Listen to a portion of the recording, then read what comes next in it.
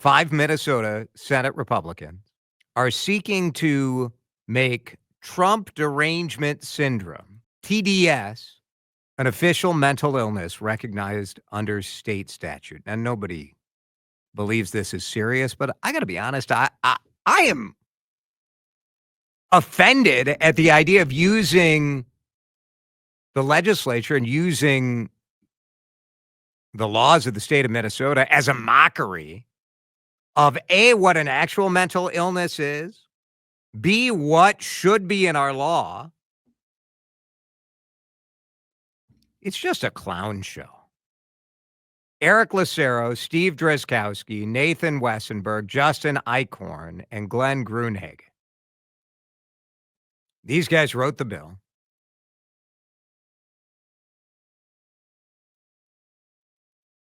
And they officially defined Trump Derangement Syndrome.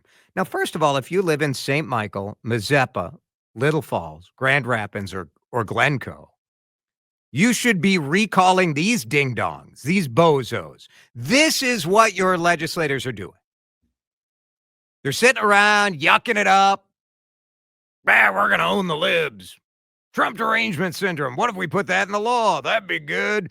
Bunch of phony other mental illnesses in there. You can just picture like the absolutely idiotic conversation.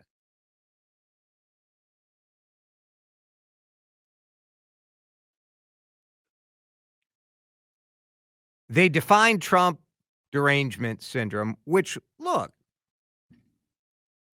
do I think there are people who are reflexively against anything that Donald Trump proposes? Yes. Does anyone think it's a mental illness? No. Trump Derangement Syndrome is defined as the acute onset of paranoia in otherwise normal persons. Trump-induced general hysteria is defined in the bill. It causes people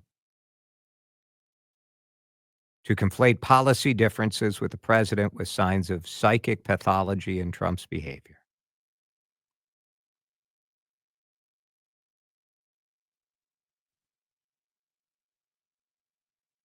The bill was supposed to have a first reading today in the Health and Human Services Committee. I mean, I'm looking at this whole thing.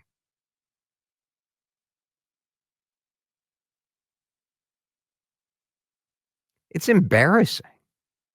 And honestly, we often ask Democrats in this state to respond and speak out against some of the craziest ideas that come from various Democrats. Is anyone asking the Republicans in the state of Minnesota to respond to this? Is the Senate Republican leader being asked to denounce this waste of time, this insulting legislation? You know, does Mark Johnson have to answer? And I like Mark Johnson. We've had him on this show many times. He seems very smart, very reasonable. Well, what is this? Does anyone think this is productive? And frankly, these five, if there's something wacky going on in the Senate, you can expect Drazkowski to be a part of. Isn't Drazkowski the guy who said he's never heard of anyone actually being hungry? I have yet to meet a person in Minnesota that is hungry. You know. And he defended it too. He didn't say like, well, you know what I actually meant. No. Why would you defend it when you can be the craziest person in the state and your voters are like, right on, keep being nuts. We love it. Is this what you want? Is this what you're worried about?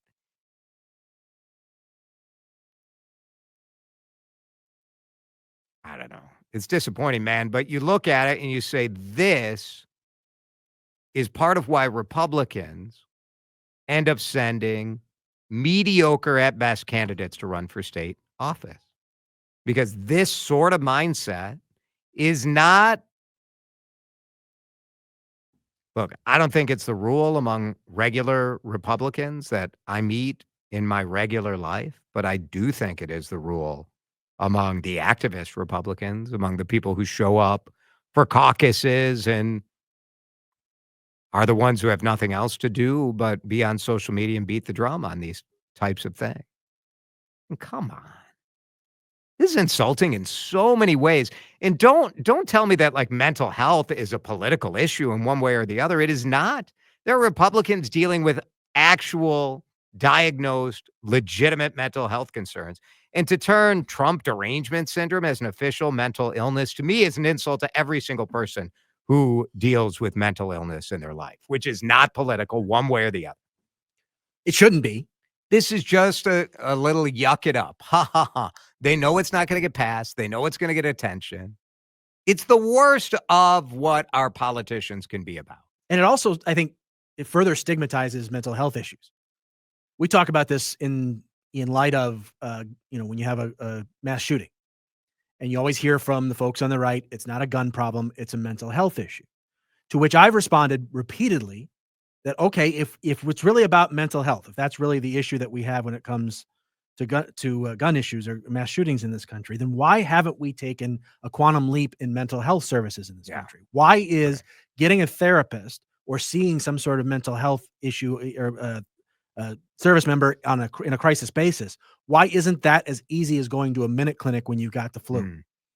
That we should put together the infrastructure, that we should put together the funding, we should put together that kind of infrastructure such that if you have a crisis, before you go shoot up a school, you can go see somebody and maybe be diverted off that path. If mental health is that big of an issue in this country, and I do think that there's a serious mental health problem in this country, then we need to address it. But you don't address it by making up silly nonsense like this. You actually make it more of a stigma. You make it less easy for people to actually reach out for help when you blur the lines as to what actually is a mental health problem and what isn't. And this clearly isn't. We all know it. And the people that are doing the bill know it, right? Like you said, this is a red meat. This is a yuck it up. This is a pointing out the true absurdity of some on the left when it comes to their objections to the president. But now you've taken it entirely too far and wasted a ton of time and resources on this.